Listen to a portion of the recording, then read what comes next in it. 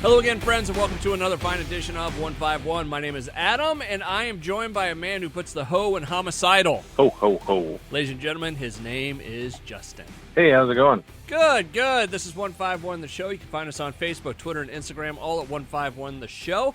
And we are on Podbean, iTunes, Stitcher, Google Play, Spotify, and a mess of other different channels. You can find all the information at the bottom of the page and find the best platform to listen to us on. We don't care which one you listen to us on, just subscribe. And if you miss any of that, 151theshow.com or the station's website.com. Tonight, we're actually foregoing our usual video portion of the show. Justin is joining me over the phone, mainly because we wanted to get this show out quicker than what we usually get shows out. Video takes time to edit. That and the fact that in 5 days, my 8-year-old managed to burn through almost 100 gigabytes of metered data because she doesn't know how the internet works. Let's we're going to get to a couple other subjects here in a little bit. There's like a ramshackle, just smorgasbord of stuff I think we want to talk about tonight, or at least hit in a little bit. Maybe not a full discussion on it, but definitely stuff that we want to touch on tonight. But before we get to that, we want to rewind the clock back to March. I believe I looked it up earlier. I believe it was March 13th that Justin and I did a show that talked about COVID-19. Really been that long ago, hasn't it? It really has, if you think about it, because like my work, I work for Cumulus Media and 95 KGGO here in Des Moines. In my office at work, I have a whiteboard that I usually put like promotion stuff up on and, that sort of thing. I wrote on it 3/27/20, I'll be right back, B-Sox. Still there, isn't it? It's still there because we haven't gone back to work yet. I'm working from home, but just not in the office. But anyways, the reason we bring this up is because at the start of all this pandemic stuff and so on and so forth, Justin and I tried to wrap our brains around it. And if you go back and you listen to it, I mean, the one thing to remember, we're not medical experts by any stretch of the imagination. This is just two close to 40-year-old guys reacting to the world around us. And COVID is starting to hit closer and closer to home. Oh, it's pretty close right now. And I don't mean to laugh, but... No. In a roundabout way here, what Adam is setting me up to say is that half the people in my house, and possibly 3/4 of them, have it or have had it in the past week. The wife had it.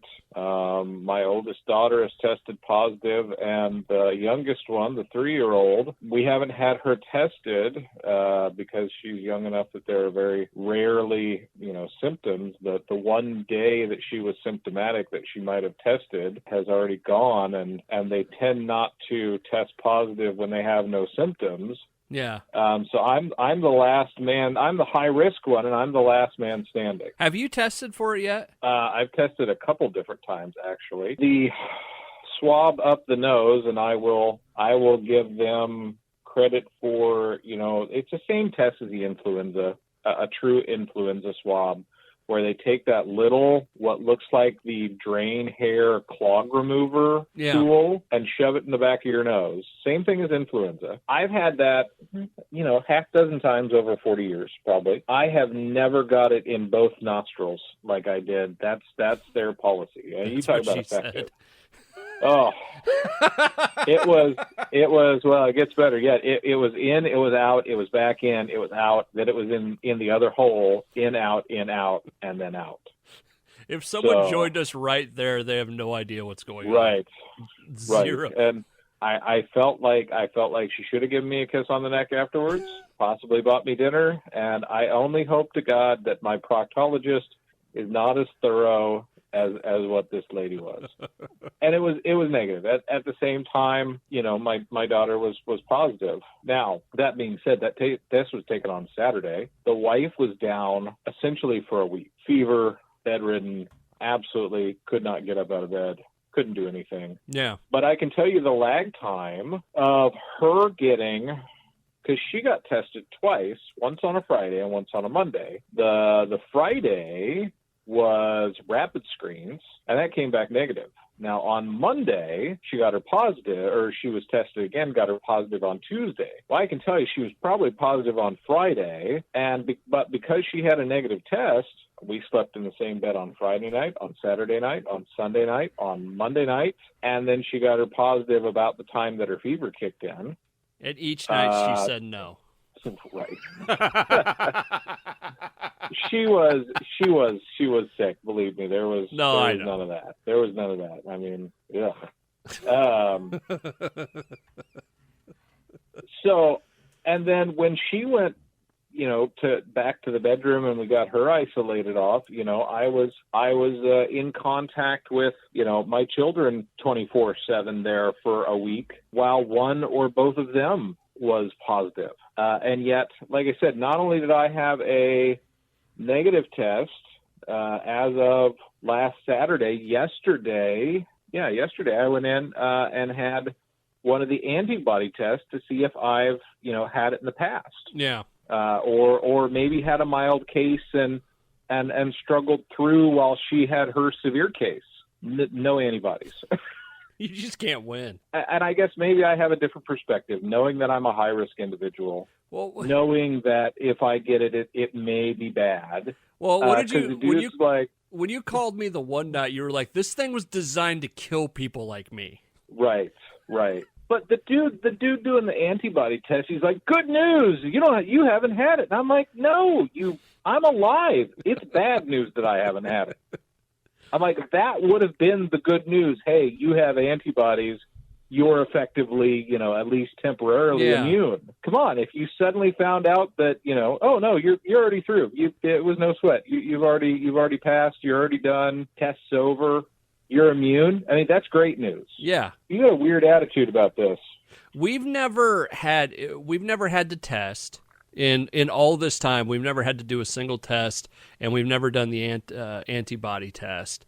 But there's part of me that wonders, because my wife, about a year ago, maybe a little bit more, maybe a little bit less, she had like the real hardcore, like, they were just like, it's walking pneumonia. They didn't really know what to call it. So there's part of me that's like, did she have it already? Like, did we already? But see, I had something very similar to that too. Yeah. And it wasn't this. I can tell you, after witnessing my wife, one of the strongest women that I know, get knocked flat and completely, in the matter of 6 hours, completely lose taste and smell. I mean, just different than anything I've ever seen or personally experienced. Huh.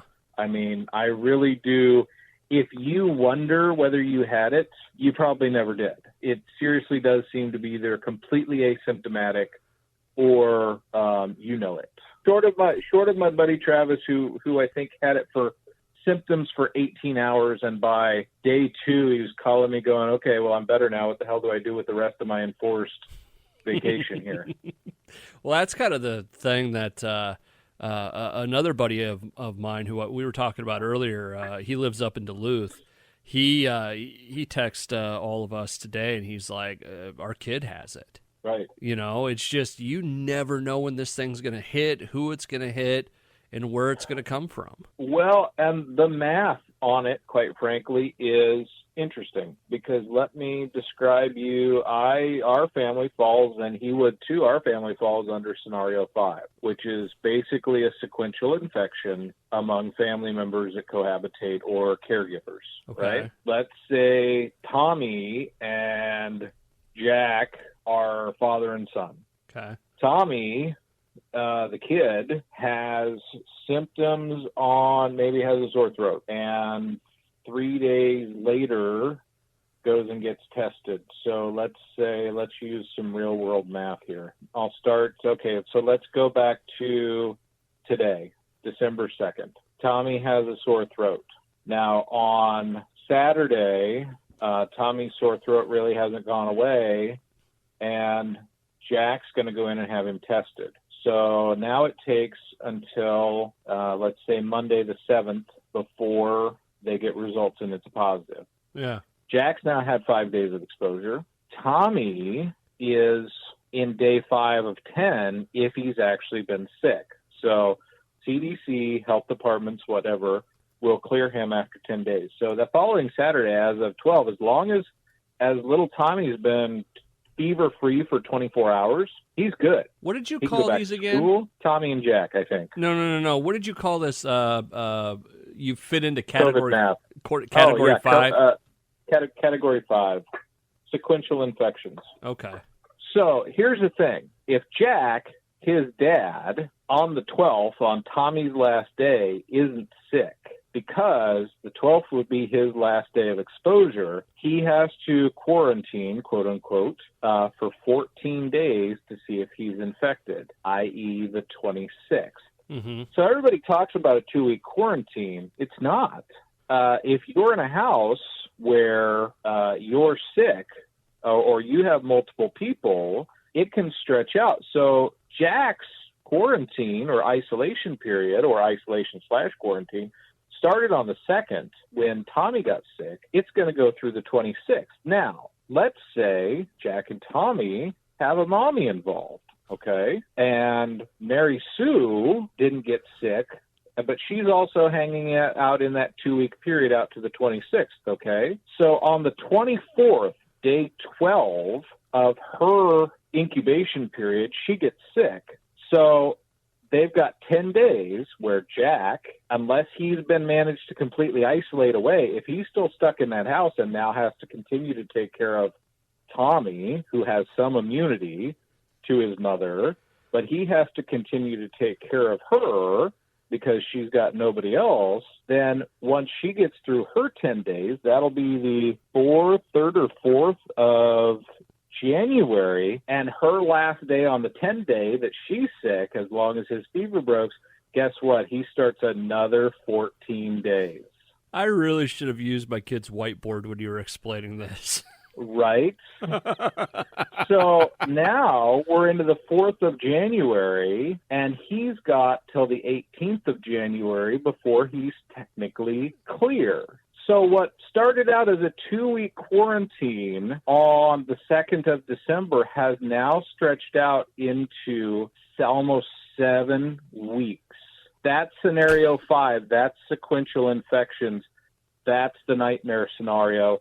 And according to the guidance that we've received, I should be cleared, unless I get sick, I should be cleared to see the public again December 17th. Which sucks because we had a really cool idea we were going to do for December, but I don't think that's going to happen now. I don't know whether it will or not. Maybe next year. Maybe. If you're alive. Right. So, well, yeah, that's how COVID math works, and let me tell you what, it sucks. It's right up there with Common Core math from what I was trying to. I'll take Common Core over COVID math any day.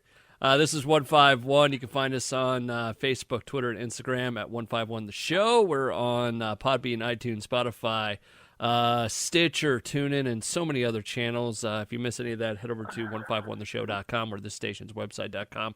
Again, we're talking about COVID because it's landed in Justin's house. It's a scary situation, right? You know, it is.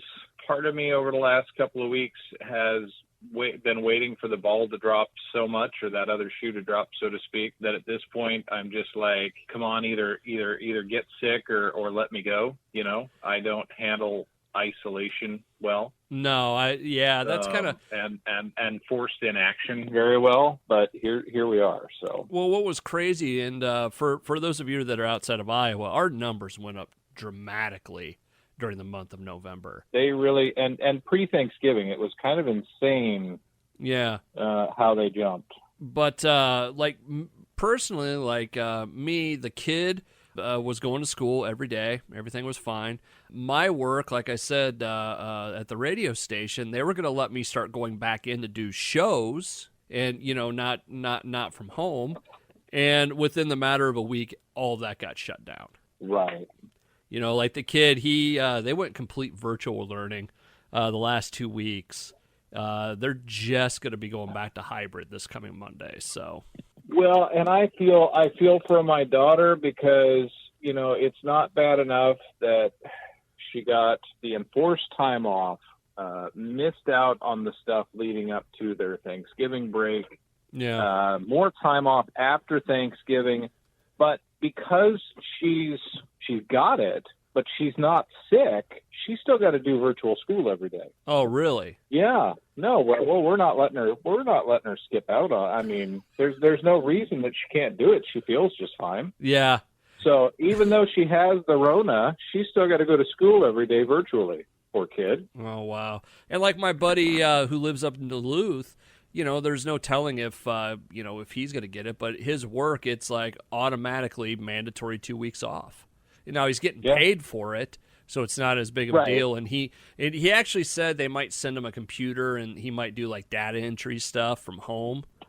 But, it's like, well, 2 weeks off. So that's been the funny thing, while it's certainly better for me to be live at work, just for, I'm one of the guys who can make decisions. I'm one of the guys who, has. You're one of the top two guys at your place. Let's be honest. I'm one of the big dogs. So, but it does. It has been. I am actually, still doing a full day every day. My phone still rings. I mean, my cell phone's my just as primary form of communication as the office phone. Yeah. I'm still doing all of the billing and the invoicing and everything virtually. I can tie back into the shop and do stuff there and work off my hotspots and, remote access and whatnot. I'm still doing quite a bit. I've actually started getting down to the list of things that I've needed to been gotten done for over a month, that things keep coming up and pushing back. So I'm actually getting down to the stuff that, hey, these are my projects that, people are mad at me because they're not done yet, and getting them knocked out of the way. So it's not like I've stopped working by any means. You tell an 8-year-old and a 3-year-old that, hey, we're going to be home all week, but, you play in the other room downstairs. A dad's going to work in the office, and please God, don't run in screaming when I'm on the phone. And they're not really. They haven't been completely cooperative with that. Let's put it that way. It is interesting, and trying to do radio from home with a 5-year-old is nuts. Yeah, right. Is nuts, man. Anyways, this is 151 The Show. My name's Adam. He is Justin. You can find us on Facebook, Twitter, and Instagram, all at 151 The Show. We are on Podbean, iTunes, Stitcher, Google Play, TuneIn, Spotify, and so many other channels. Again, we're foregoing the usual video portion of the show this week. Justin's almost out of data. He's working from home. COVID might sneak up on him and break his neck. And, anyways. Is there anything else you want to hit with COVID before we kind of move on? No. You said the only thing I was going to bring up was you were talking about the Big Brother tracing. Oh, okay. So, and I'm not going to get into a lot of detail, not only, myself, but, personal details and whatnot. But so it was kind of surprising and shocking to me. Look, I'm not Ron Swanson by any means, but I'm Ron Swanson-ish. I do live out in the woods for a reason. I'm not a big fan of Big Brother or government in general. So what I can tell you, though, is so the chain of events that I outlined earlier, the daughter and I got tested Saturday night. Monday morning, or Monday about 1 o'clock, we get her results. And immediately, it's okay. So it's 1:30 in Monday afternoon. It's like, okay, well, I was just sitting with her and, I just helped her make her own lunch. So, I'm going to go bathe in bleach real quick, although it's probably too late. We're going to get things set up for her in her room. We're going to isolate her off. We're going to start wiping down the entire house. My God, she just spent 4 days downstairs with her sister. Every single toy in the basement they've played with together and touched. And, oh, my God, what do we got to do here? So that pretty much occupies the rest of the day and evening. I've got to start letting people know that my counterparts at work and whatnot of, hey, this is going to extend out because we've just hit a big extend reset button. So, and I'm like, okay, well, I need to call the school and let them know that she's going to be gone longer, obviously. Well, the next morning school calls, they've already heard from the county Department of Health because the results immediately shot over there, and they call, and they've already called the school. So the school's calling to inform us that they already know, and saying, well, they'll be in touch with us. And I wasn't the one. They called my wife. I wasn't the one who talked to the gal at the health department. But, I mean, she starts talking about, okay, well, you were a positive result, and now your daughter's a positive result. And what about the other two people in the house? And, where have you been? Who do you work? Where do you work? Yeah, la-di-da-di-da-di-da.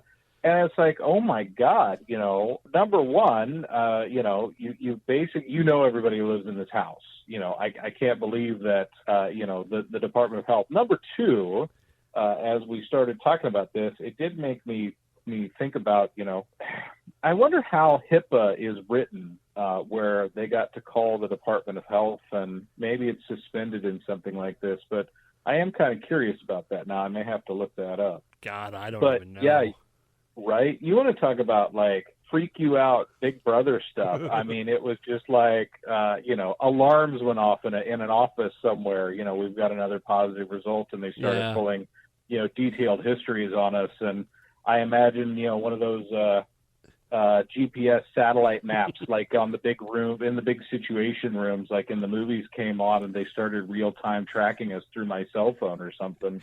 I mean, just absolutely insane. The level of detail that this lady had about the people that lived in my house and the amount of, positive tests. And let's face it, you talked to Tom Warner. Right. I mean, at that point, I really did want to pull a Ron Swanson and start throwing my computers in the dumpsters. I was just thinking, you remember the Board Identity? Yeah. Jesus Christ, it's Justin Brown. Right. Oh God, that's funny. Yeah, that's an interesting take on it. But you know what's funny about the contact tracing and all that? That's what's screwing over like the Big Ten and some of these other conferences, because like college football wanted to give it a go this year, Right. And I know how much you love talking about college football, but but it is one of those things where and even the NFL and some of these other games, like someone gets contact traced and it's like 5 people away from them, and they're like, nope, sorry, got to shut it down. It's like, okay. Right. So look, and like I said, I'm not the implications of how far that it could go and how willing people are to say, oh, well, this is a good thing, so I'm okay with it this time. Yeah. How quickly.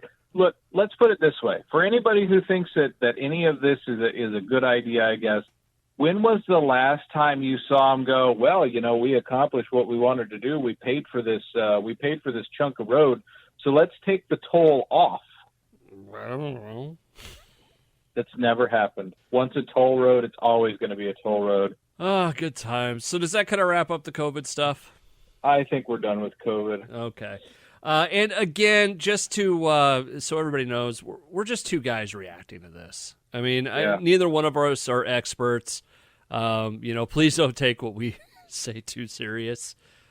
Please don't take my Ron Swanson-esque libertarian views as some sort of policy or recommendation to get it done. They're just the musings of a simple man that just simply wants to be left alone and wants a good steak every now and again. This is 151 The Show. You can find us on Podbean, iTunes, Stitcher, Google Play, TuneIn, Spotify, and so many others. YouTube as well. We're on Facebook, Twitter, and Instagram, all at 151 The Show. His name is Justin. My name is Adam.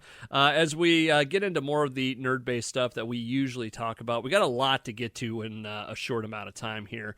As it is December, things are going to get busy. Justin may not be around much longer. Okay, going back to the COVID thing real quick. When you first told me, there was a thing of, am I allowed to have a show without him? Or yeah. No. Here's the other thing. It's like, is it a dick move if I ask him if he wants to record before he gets sick? that the only thing that I'm going to stipulate is, let's face it, you have a lot of access suddenly to experienced radio people that don't have an outlet anymore. So just don't pick anybody to replace me that's going to make me look bad. That's all I ask. No, you and me are always going to be like this, and I'm doing the cross fingers thing for 151. Oh, okay, you're not doing like the donut with the finger going no, through? No, Okay. no. Well, maybe. No, this is our show. This is Adam Okay, and so Justin. Or, you know what? This is Justin and Adam. You have to stop the 151, but you can get a new podcast if I die. How's that? Okay, that's fine. I will do that. Although I'll have to get it wrote into my radio contract. But you have to open your new show with a tribute to me, and I want that Sarah McLachlan song with it she plays on all the dog commercials. The sad dog commercial. Yeah, the sad dog commercials with like picture montage with me on a loop at least 3 times. I'm gonna, you know what? We've joked about it, but I really want to do. If you, knock on wood, you don't kick the bucket, but if you do, I'm having someone run in the same clothing and be like, "This is where it gets weird." Some wibbly wobbly timey wimey stuff, and do the Doctor Who thing. But anyways, as we get kind of into the nerd stuff, you haven't seen it. There's not a whole lot of spoilers I'm going to drop on you. But the latest episode of Mandalorian that came out last Friday, where they had Ahsoka Tano debut, the live-action version of her. Yep, she looks fantastic. At this point, Disney, you give all control of Star Wars to Jon Favreau and let him do whatever he wants. Well, it's Jon Favreau, but it's also Dave Filoni, the guy who did Clone Wars and Rebels. Yeah, okay. Yes. Give Filoni some credit, too. I haven't watched a lot of Clone Wars or Rebels. Like, I've watched enough of it to know who the characters are and stuff and what happened. But I don't know the names behind it. It is fantastic stuff. Right. But I'll tell you right now, after watching that episode, and granted, we've talked about how some of the stories in Mandalorian, it's kind of the same episode every week. Mm-hmm. And even this week, it was like, okay, still kind of the same story, but you haven't seen it yet, and I don't want to spoil too much for you.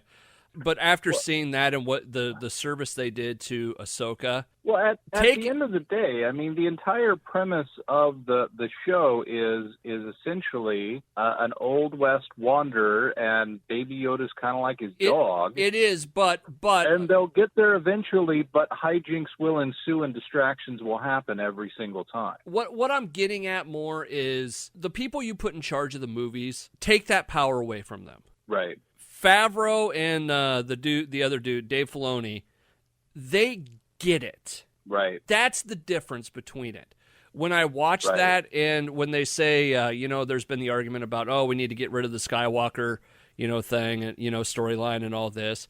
I watch The Mandalorian, and I'm completely sucked into a Star Wars world. I know what I'm watching.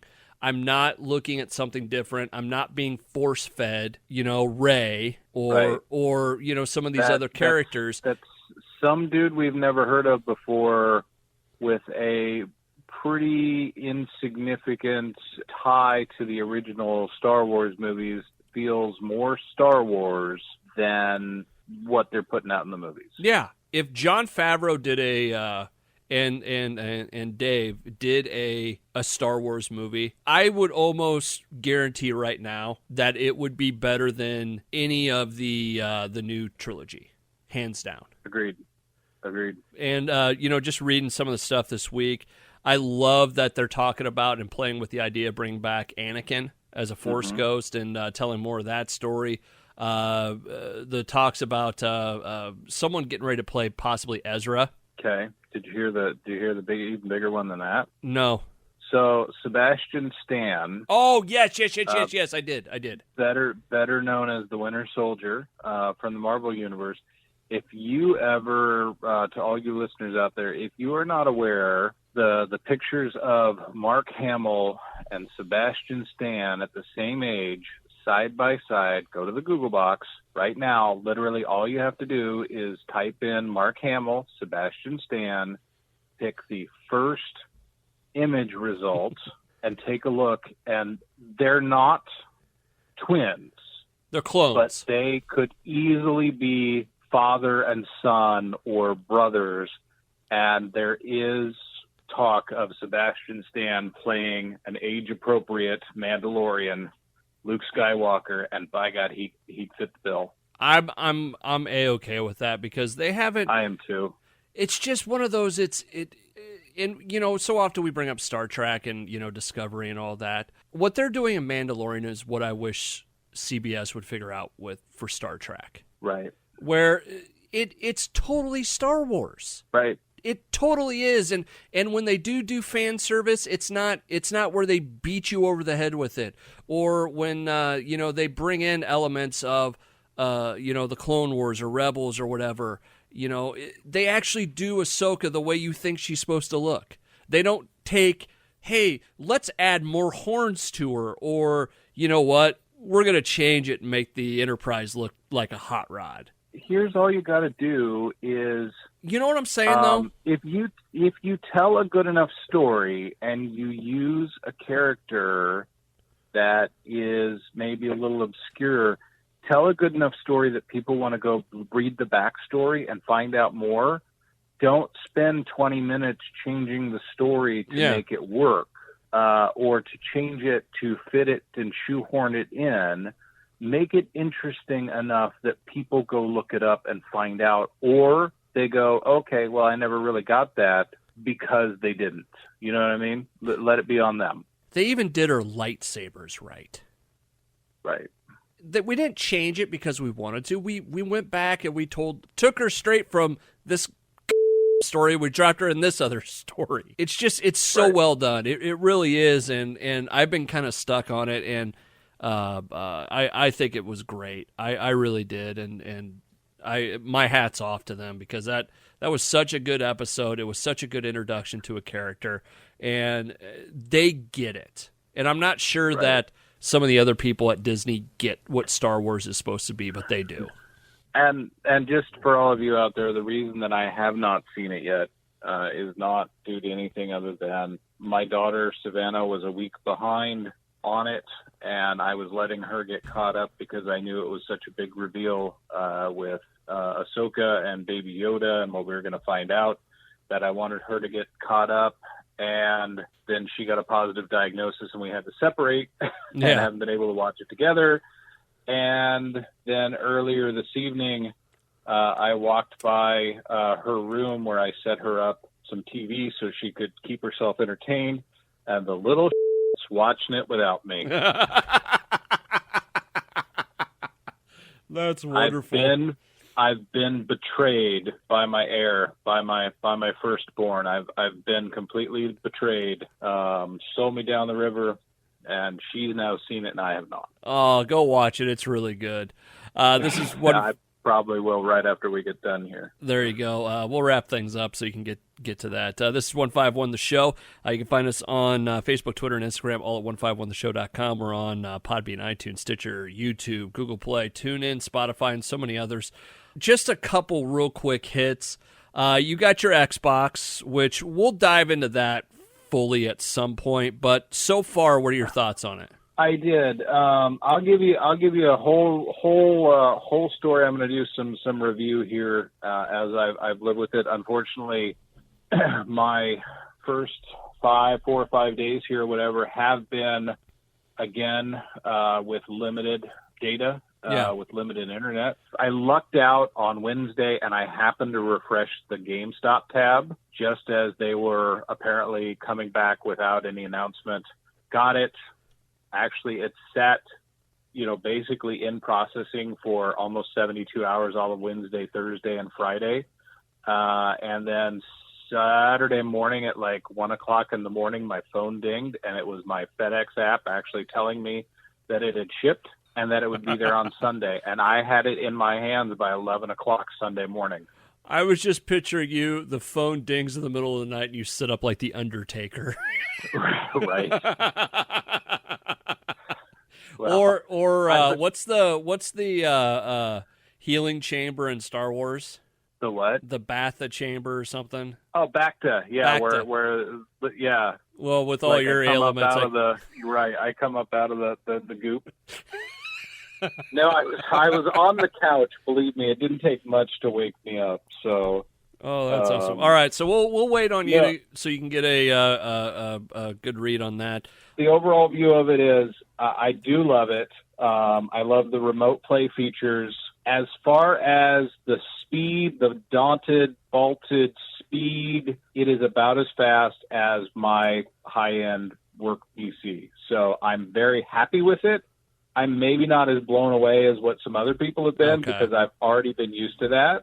I am not unhappy at all with my purchase. Let's put it that way. Next time we talk, I want to hear the bar games story again. Yeah, no, the bar game story is great. On my end of video gaming, got the update to World of Warcraft.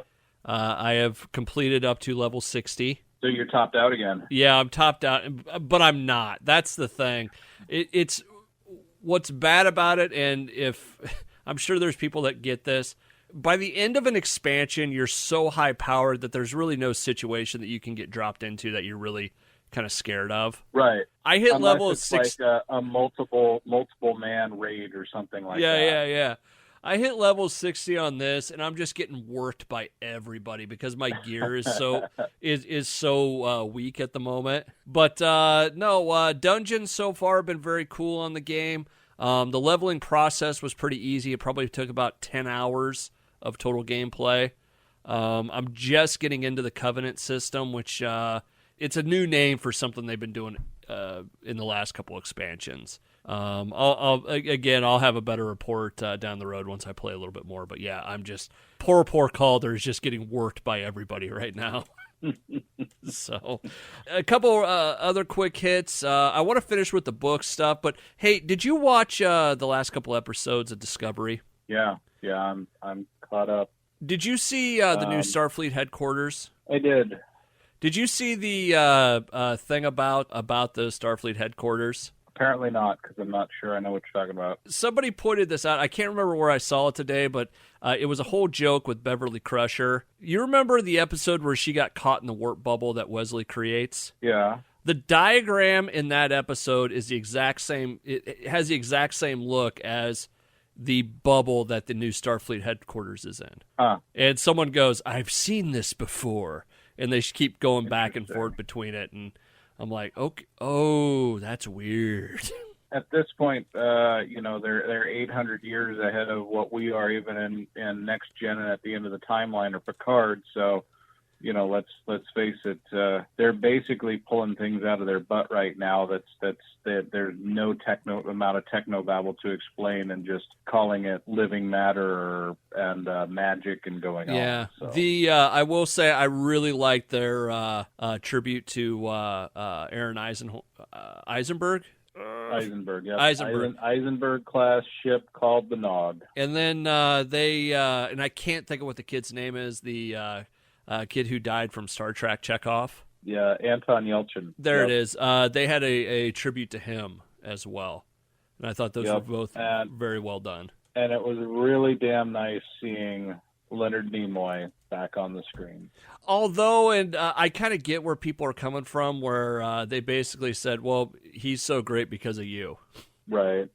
And it was kind of one of those, it's like, really? Are you sure about that? Yeah, no, not so much, but But it was good to see him. I'll be honest with you. Since I was working downstairs today, I did Wrath of Khan, Search for Spock, and The Voyage Home all back to back. Oh, nice. The dynamic of Spock and Sarek, and if you go back to the original series, with Sarek being upset with Spock for going into Starfleet, and he opposed it.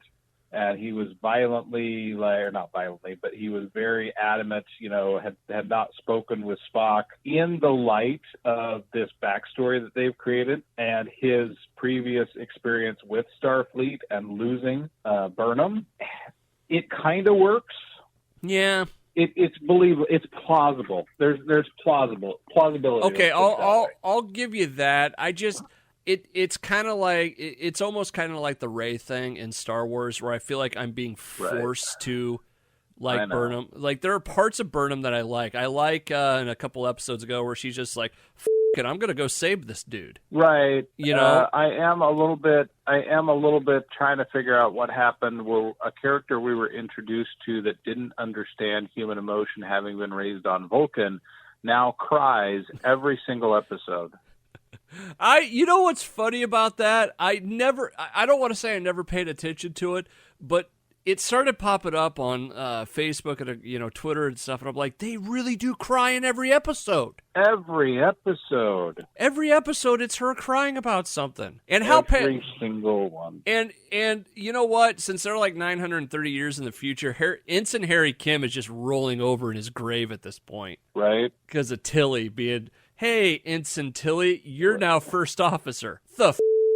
Right. Well, and even better yet, you're acting first officer until I find somebody with the appropriate rank to do the job. It's like, I don't know about that. That's about as good as taking a kid fresh out of the academy, Chris Pike, saying, "Hey, you're first officer, you're acting captain," and okay, well, we've got rid of the acting captain. Now I'm first officer, or I'm captain, and I'm just out of the academy, and somehow Starfleet gives him a ship. Yeah, it's like there's no one more qualified than that. This is the best we can do. Now, don't get me wrong, right. Kirk, here in a couple years, probably going to be a pretty good officer, but you're not even graduated yet. Yes, Picard would have given you a commendation and a letter of recommendation and said, "Now get your ass back to the academy and learn how to be a grown-up." Get me a cup of Earl Grey and get the fuck out.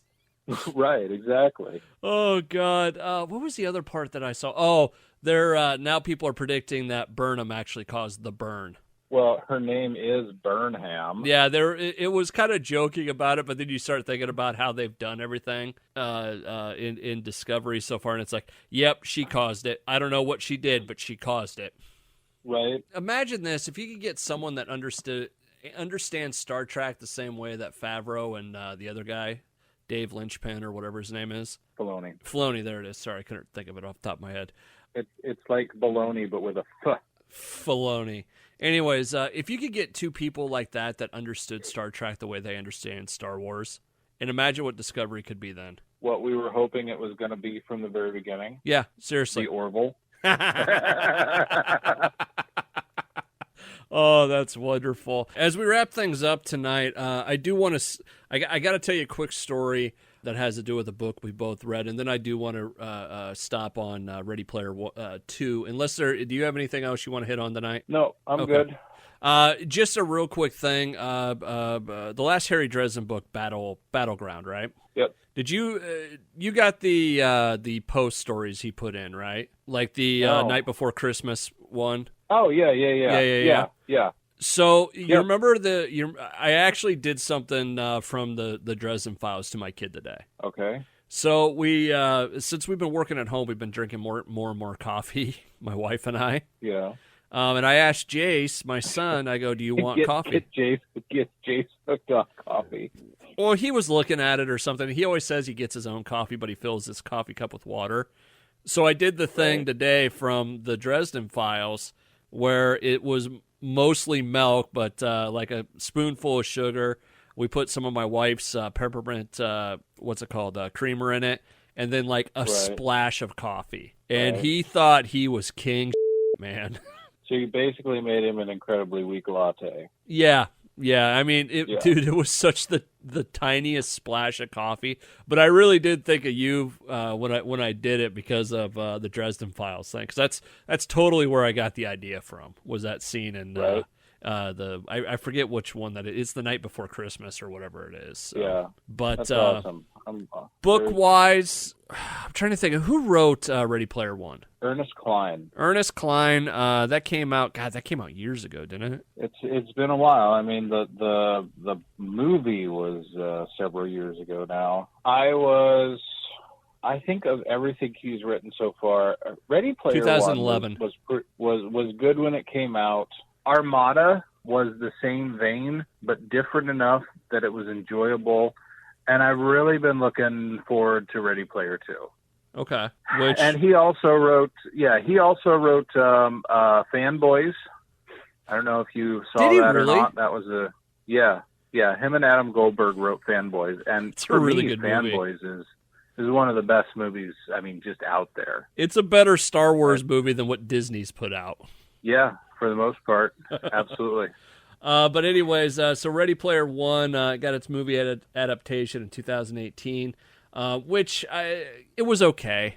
It's a hard one to translate. Yeah, I mean, it really is. They did about as well with it as I think you could have. There were some parts of it that I wasn't happy about, but there are other parts that I was like, okay, this is pretty awesome. New book came out recently, Ready Player 2.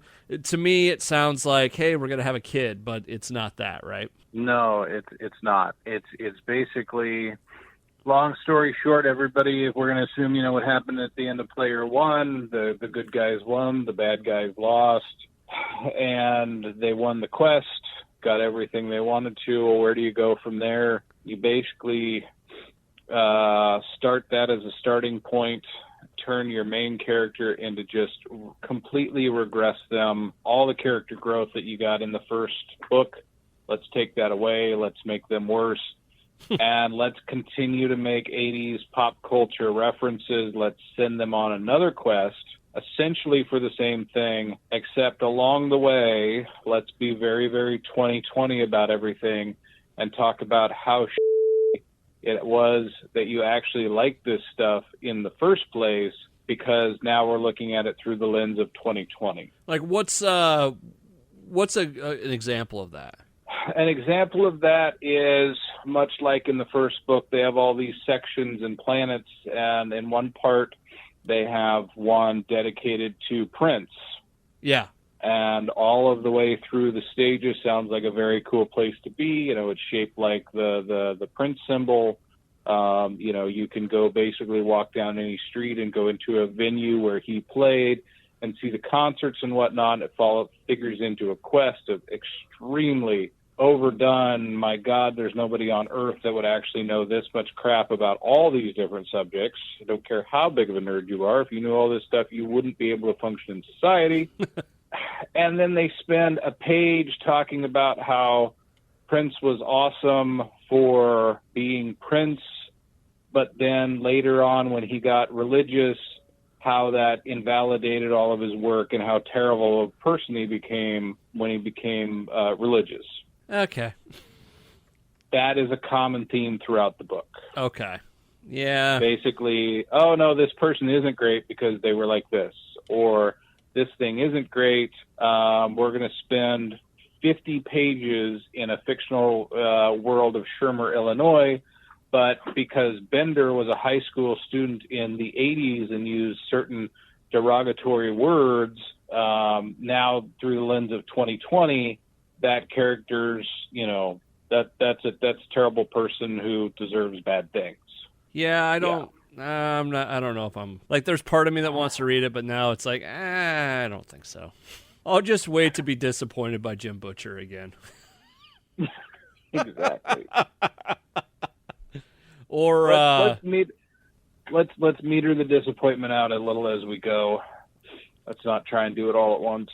Oh, so King Killer King Killer when that third book ever comes book 3. Up. Yeah, Patrick Rufus or Rothfuss. What is it? What the hell is his name? Patrick Rothfuss. Okay, I swear we could do a show of me just mispronouncing people's names.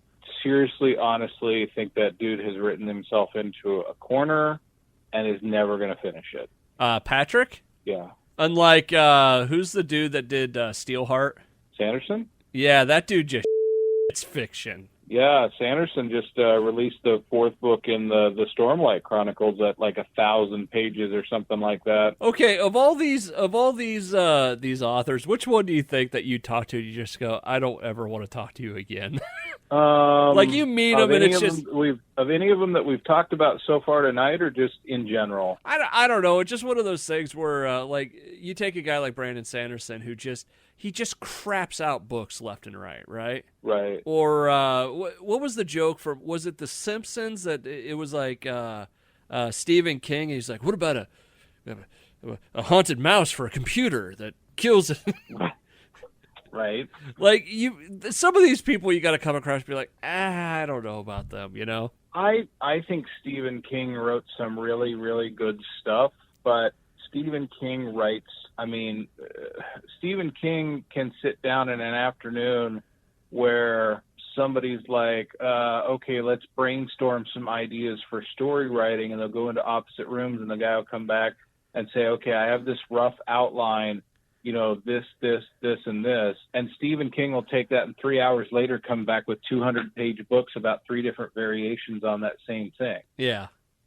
They're not necessarily good, but because they're Stephen King, people still read them. Yeah. This may be a bigger conversation down the road. We haven't done like an all books show in a while, No, and probably need to, although I will tell you that my reading especially over the past year, has become so much of the Kindle Unlimited algorithm. It's amazing that you read certain books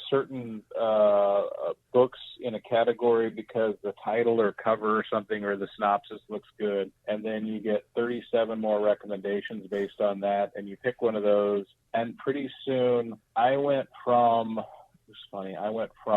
a book where it was kind of like Ready Player One, Ready Player Two, where it was a fictional simulation. And the book was good. There was a little bit of risque content to it that I could take or leave. But I read that one. I read another one by another guy. And then he had recommended, another book by another guy. And I get into that and I'm like, this is like pure harem porn. But because Amazon grabbed that algorithm, my wife came up to me 2 days later and she's like, what the hell are you reading? Because all of my recommended books were like some sort of combination of, some dude with leather pants and a sword and like 4 demon or monster girls in no clothes or bikinis, chainmail bikinis around him. And I'm like, it's not me, it's Amazon. It's and the algorithm, honey. Yes, I still don't know whether she believes me or not. But. Oh, God, that's good. It's kind of like you look up sounding on Pornhub one time, and then that's all it shows you from then on. Right. This is 151 The Show. You can find us on Podbean, iTunes, Stitcher, Google Play. We're on TuneIn, Spotify, and a whole bunch of others. All the links are at the bottom of the page, KGGO.com, sorry. Oh, my God. Sorry, the other work kind of broke into my head. They're all at the bottom of the page. You can find us on Facebook, Twitter, and Instagram, all at 151 The Show. And we're on 151theshow.com or this station's website.com. Okay, I'm pretty sure we've never actually gone this long, so I think the fatigue is setting in on you. Well, I'm sitting in the same spot I do my my afternoon show on 95 KGGO, right. Classic Rock That Rocks. Name dropper. I know, right? I'm sitting in the same spot. I just happen to be looking at the... Anyways, we can't end without a shameless plug. Cue the music. This is the portion of the show where we shamelessly plug shit. It doesn't matter what it is. It could be a book, a service, a restaurant, a tool. God, we've done technology. We've done T-shirts. We've done just about everything. Justin, what's your shameless plug this week? I'm gonna go with the Xbox All Access program. It was something that, as I'm making the transition, obviously from PlayStation to Xbox, it's probably made getting my console more difficult, having to go through the hoops. But I will say that the program is great. So you got to go through. You got to be qualified, you got to pass a credit check and whatnot, but you get your console. It's a 2-year, basically, a subscription. Okay. It's interest-free, so you're not paying like credit card rates or anything on it, but for a Series X, it's $35 a month, and it's the console. It includes Xbox Unlimited, the Game Pass Ultimate, which is your Xbox Live Gold plus the Game Pass, which is hundreds of games. And now that Microsoft has purchased Bethesda and I mean, there's basically like first line. If Microsoft or if Xbox Studios makes the game, it's going on Game Pass day one. Okay, that's cool. The choice of games is amazing. There's Xbox One games, there's Xbox X games, there's Xbox 360 games, and they just added EA Play. Oh, cool. So not only do I have that available on my console, I've got it available on PC, and they have a remote play Android or iOS app. So I can actually play on my phone if I have a good Wi-Fi or LTE connection, pick up my save game from where I left off, fire up my Xbox or my PC, sync the save game data, and plunk that sucker down and pick up right where I left off. There you go. Perfect. It's pretty amazing. I got to give them credit. It really does work. So you're basically paying it off over 2 years, right? Yeah. Okay. And if you figure out that I'm paying off the console and with the Xbox Ultimate, I think I'm saving about, if I did my math right, I'm saving about $150 over the 2 years. For all of this separately. As somebody that bought a computer like this, do not go past that 2 years because that interest is a bitch. Right.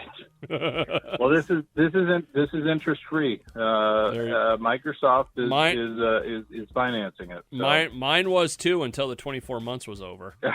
Right. So. Well, this is a term. There's no going over the 2 years. So. All right. Perfect. All right. Well, Justin.